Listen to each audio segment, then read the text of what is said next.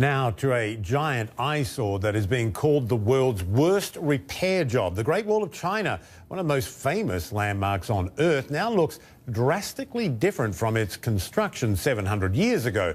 Efforts to repair a large stretch of it shows a smooth white trail of cement. Look at that, erasing the original appearance and character. The repairs were made in 2014, but it seems the public is just now starting to notice. This extreme facelift has social media buzzing with ridicule and outrage at the new changes.